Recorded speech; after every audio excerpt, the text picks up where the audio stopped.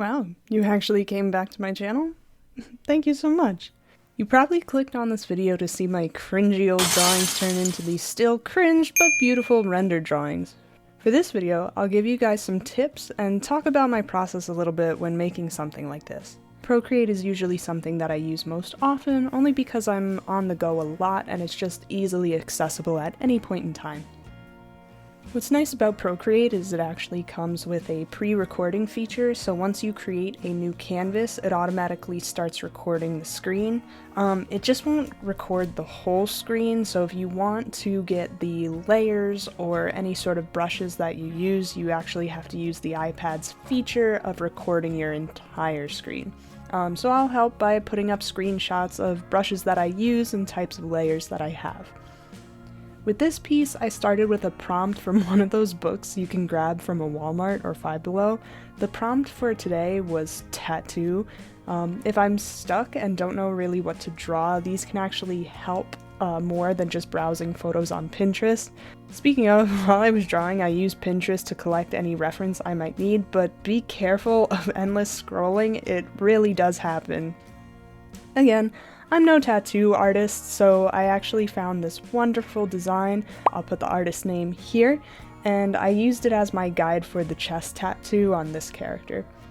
When I collected the tattoo, I wrapped it to the angle that I needed, and then yes, I did trace, but not the whole thing. I modified the reference into mostly simple shapes. I didn't go and take all the little details and copy this image line by line. Well done, my friend.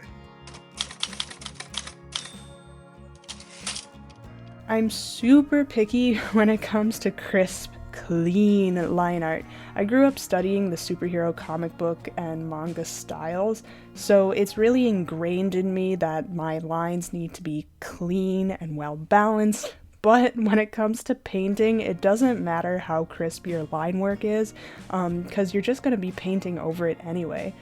For this piece, I actually wanted to do my best to break out of that habit and just lay down only the basics to stop myself from going into the nitty-gritty of all those details that I use with my lines.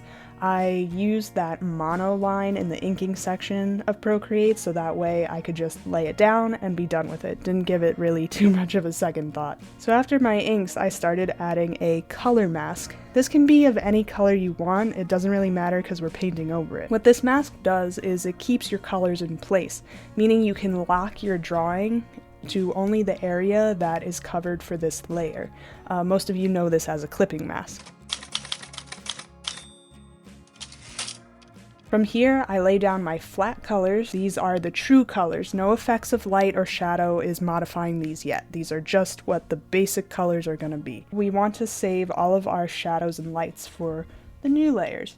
When I add a new layer, I set it to a normal mode and I want to get slightly darker. This I want to add just a small gradient of shadow with a light airbrush tool. You can keep this shadow super light, it's only acting as a soft transition for your harsher shadows later on.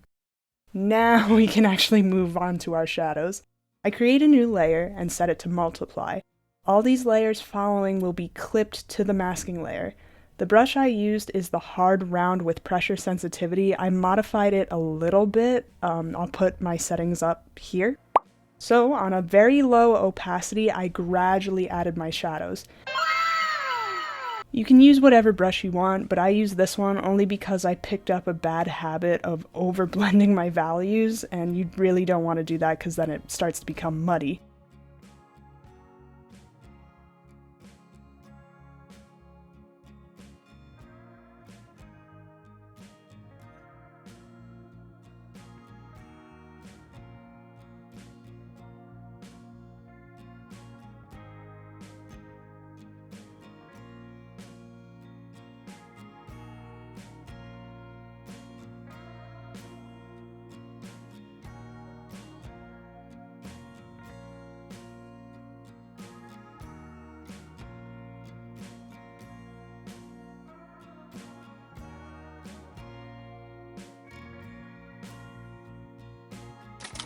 My second layer is going to be above my shadow layer. You set this one to normal and these are going to be for your highlights. When you have a higher contrast next to each other, your image is going to be a little more crisper. What I do is I take my shadow layers, and anything that has a nice edge or a nice transition to light to dark, I want to basically make these have the highest of contrast. You're going to add a new layer, set it to color dodge, and these are going to be for the effects, the glow of the lighting, if you will. I use a soft airbrush again and only go over the areas that have light. It wouldn't make sense if I go over my shadows. This gets rid of the contrast that I worked so hard on before. With only a few adjustments left, this is where I just mess around with the color of the line art and the color levels, which are in the settings.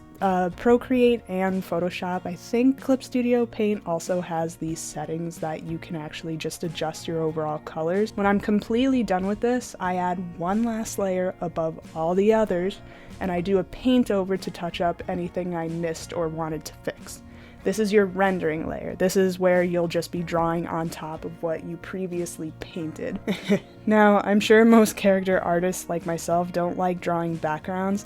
I gotta stop avoiding them, but luckily I have help with the internet. Sketchfab will be your best friend for anyone not excited like myself about drawing your backgrounds. Usually I'll find a sculpt that fits what I'm looking for, adjust the camera angle, maybe zoom in where I need it, and then I take a screenshot. I'll import this screenshot and use it as a guide and adjust anything I need when I go over the image with simple line art. I'm basically just tracing over what I want so that way it matches what I want my image to be like. So the same steps can apply to coloring the background.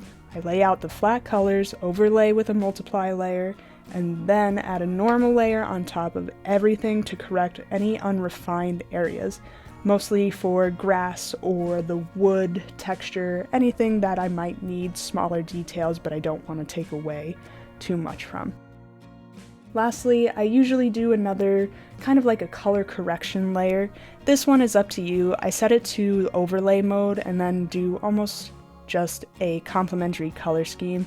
My go-to, which I really gotta stop doing, is using purple and yellow, making it mostly transparent and erasing wherever any shadows would be, and it just makes my drawings look a little more ambient. It gives it some ambience, right? You know, because who doesn't love a good ambient lighting here or there?